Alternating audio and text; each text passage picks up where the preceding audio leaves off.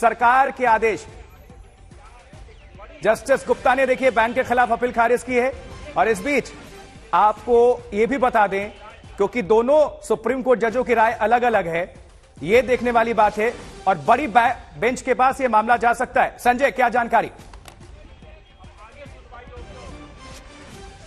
जी हां, फिलहाल जिस तरह से इन्होंने अपील खारिज की है, इसे लेकर तो समझ में आ गया कि दोनों जजेस की राय इस मामले में अलग अलग है। पहले से यह तय था कि दोनों जज अपना अपना फैसला सुना रहे हैं, तो इसलिए दोनों जजों की राय अलग है। लेकिन अब जस्टिस हेमंत गुप्ता इस मामले में अपना फैसला सुना चुके हैं और जस्टिस धूलिया अपना फैसला सुना रहे हैं। ये देखना दिलचस्प होगा कि उनका फैसला स्प्लिट है, तो इसी मुद्दे पर अगर है तब तो ये तय हो गया कि ये मामला अब बड़ी बेंच को जाएगा। बड़ी बेंच में क्या 3 जजेस की बेंच को जाता है या फिर जो संविधान पीठ 9 जजों की पीठ इस मामले की सुनवाई करेगी, इस मामले की मतलब और संजय जानकारी मिल रही है बड़ी बेंच में ये मामला चला गया है। जी हां, बड़ी बेंच में ये हिजाब का मामला जा चुका है। संजय, बड़ी बेंच में जा चुका है, जो कि आप जिसकी अंदेशा जाहिर कर रहे थे कि बड़ी बेंच में मामला जा सकता है। तो इस वक्त की सबसे बड़ी खबर, ब्रेकिंग न्यूज ये है कि बड़ी बेंच में हिजाब का मामला जा चुका है। संजय, बड़ी बेंच को यह मामला गया है, इसका मतलब फिर से सुनवाई। चूंकि दोनों जजेस की राय अलग अलग है, लिहाजा बड़ी बेंच को यह मामला जा रहा। बड़ी बेंच इसमें फिर से वही दलीलें, वही सारी चीजें होंगी।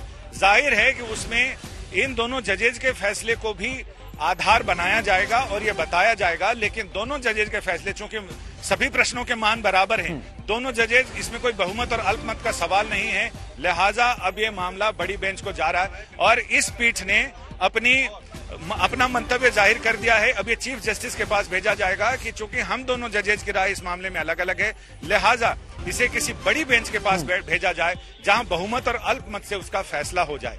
अब इसमें अगर संविधान पीठ के पास ये मामला जाता है सबरीमलई की तरह, तो फिर ये मामला वाकई दिलचस्प हो जाएगा, क्योंकि पहले ही 5 जजेज की पीठ के फैसले को रिव्यू कर रही है 9 जजेज की पीठ।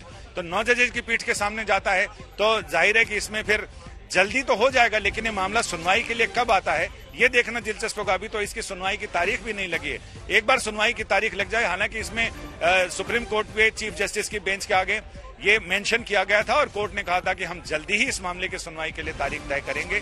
अब ये देखना दिलचस्प होगा कि 9 जजेज में कौन कौन से जजों की पीठ बैठती है और वो कब से कब तक इस मामले की सुनवाई करती है। क्योंकि कॉन्स्टिट्यूशन बेंच जब भी बैठती है तो वो पहले समय तय कर देती है कि किन किन मुद्दों पर हम सुनवाई करेंगे और किस वकील को, किस पक्षकार को कितने घंटे का समय अपनी दलीलें देने को चाहिए। तो यानी खेल के नियम तय हो जाते हैं और एक मोटा मोटा अंदाजा लग जाता है कि इतने दिनों में फैसला आ जाएगा। और ऐसे भी कॉन्स्टिट्यूशन बेंच के सामने जो मामला जाता है उसमें वो प्रायोरिटी बेस पर, प्राथमिकता के आधार पर सुनवाई करते हैं, लिहाजा ऐसे में जल्दी फैसला आने की उम्मीद रहती है। संजय, कोई जानकारी मिल रही है क्या दोनों जजेस ने फैसले में अपना क्या कुछ उन्होंने कहा, क्या कुछ वक्तव्य दिया, क्या टिप्पणी की? कुछ अगर जानकारी मिले तो दर्शकों को बताएं। साथ ही ये भी कि 2 जजेस की बेंच ने ये जब फैसला सुनाया, सुनवाई हुई थी, बहुत वक्त लगा, लेकिन अब बड़ी बेंच को ये जब मामला गया है तो इसका मतलब है कि अभी और वक्त लगेगा इस पूर्ण रूप से फैसला आने में।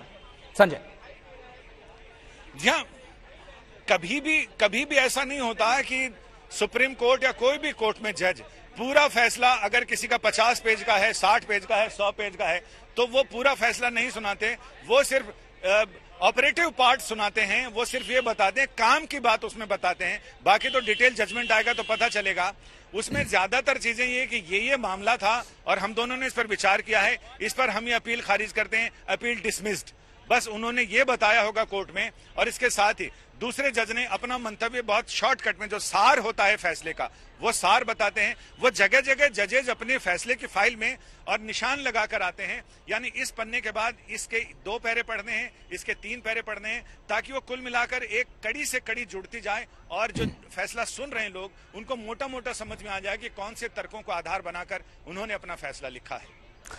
अभी तो डिटेल जजमेंट का वेट करना पड़ेगा, इंतजार करना पड़ेगा कि आखिर डिटेल जजमेंट क्या आती है और किन तर्कों को इन्होंने खारिज किया है, कौन से तर्क शामिल किए हैं, कौन से जज ने किन चीजों पर अपना विश्वास जताया है। तो 3 जजों की बेंच के पास भेजा गया ये मामला। जी हां, बड़ी खबर आपको बता दें, हिजाब पर दोनों सुप्रीम कोर्ट जजों की राय अलग अलग आई और हिजाब पर बैन के पक्ष में जस्टिस गुप्ता, जबकि बैन वहीं दूसरी तरफ, अगर दूसरे जस्टिस की बात कर लें, जस्टिस धूलिया की तो हिजाब पर बैन के खिलाफ हैं वो। तो दोनों जजेस की राय अलग अलग नजर आई।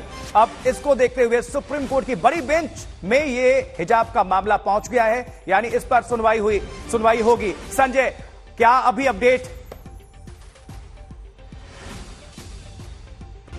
अब इसमें चीफ जस्टिस ये तय करेंगे कि अगली बेंच में 3 जजेस कौन होंगे और कौन सी बेंच इसकी सुनवाई करेगी, कब से करेगी, ये सब कुछ भविष्य के गर्त में है। लेकिन जल्दी ही अगले 1-2 दिन में ये पता चल जाएगा। हो सकता है आज ही चीफ जस्टिस ये तय कर दें कि कौन सी बेंच इस मामले की सुनवाई करेगी और कब से करेगी। ये तो फिर अगली बेंच के सामने जब कॉज लिस्ट में मामला आएगा तब पता चलेगा। लेकिन वाकई अपने आप में एक बड़ा फैसला है और ये मामला अब ज्यादा गुरुतर गंभीरता की ओर जा रहा है।